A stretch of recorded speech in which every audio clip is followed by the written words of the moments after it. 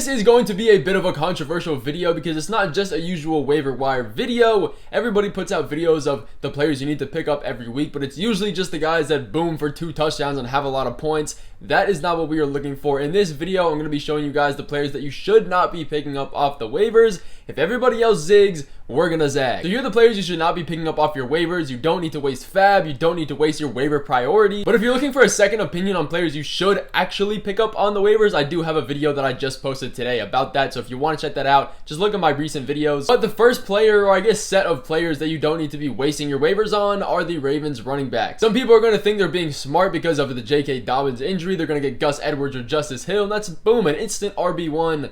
But that's not exactly what's going to happen here. First of all, a super unfortunate injury for J.K. Dobbins. I was really excited to see him play this year. He has a whole bunch of upside and potential.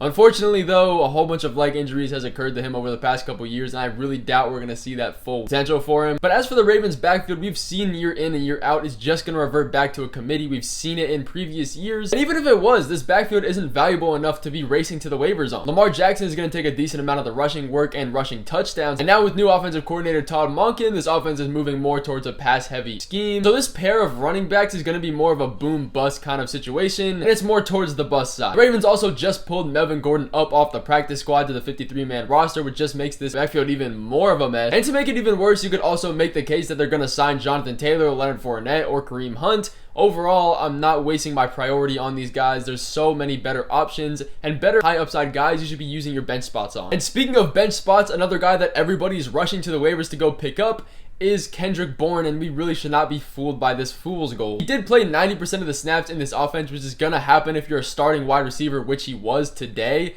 I just don't see the value season long. Devontae Parker was out for this game. Tyquan Thornton, he's on IR. Juju was put in the doghouse for some reason and only got 50% of the snaps. After being signed to a big contract, I mean, he saw less snaps than rookie Demario Douglas. This wide receiver room, like we've seen in the past years, is just going to continue to be a mess. Kendrick Bourne, yeah, he had one good game. And Mac Jones threw over 40 passes today, which if you've ever seen a Patriots game, that is never going to happen again. We can't expect that level of production from Mac Jones every single week. And obviously those 2 touchdowns were pretty random occurrences, which gave him a lot of fantasy football value, but he's just not going to be a value season long, especially when Thornton comes back, when Devontae Parker comes back, when this offense finds more of its identity. Even if he was the wide receiver 1 on this team, it's not a valuable enough offense to be a part of and want to waste a bench spot on. So while everybody is using their priority on Kendrick Bourne and all these other players that aren't going to be valuable season long, that's where we get the advantage. So again, if you want to watch the waiver wire video that I put out earlier, you can go check that out. But another guy that we need to be avoiding is Zach Wilson, and I know, very unfortunate injury to Aaron Rodgers. Maybe you have Anthony Richardson and you want another backup quarterback to mitigate that risk, but Zach Wilson is not a guy we should be picking up. This offense was formulated for Aaron Rodgers,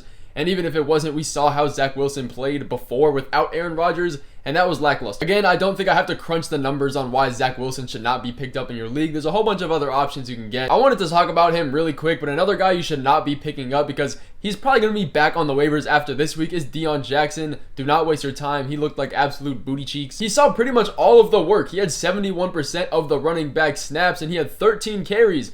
Wow, that's pretty good. But you want to take a guess on how many rushing yards he had with those 13 carries? If you guessed 30, you'd be completely wrong because he had 14. Evan Hull suffered a knee injury in this one. Zach Moss was out, and he still managed to blow it. You can believe that when Zach Moss comes back, he's going to be the starting running back. If you want to pick him up, you can.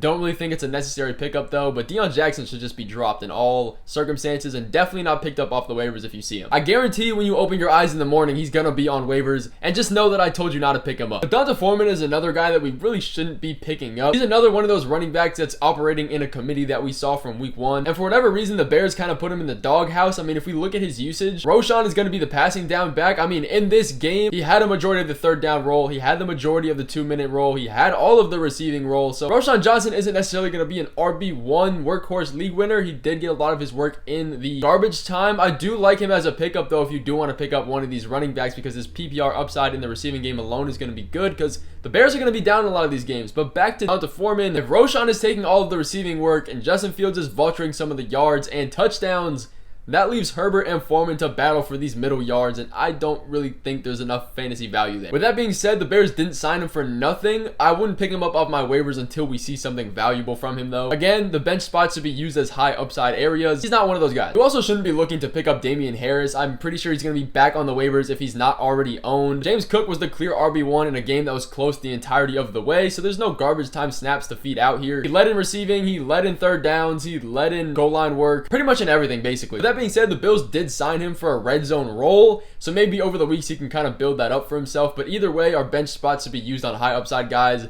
and if all he's going to get is a potential touchdown here and there, you don't need to be wasting your time rostering him. But that is going to finish off this quick video of the guys you should not be picking up off the waivers. If you did enjoy this style of video and players you shouldn't be picking up that are fool's gold, let me know in the comments because I can make this video every single week alongside the waiver wire actual pickups. But I do appreciate you guys watching this video, and I'll see you guys in the next one.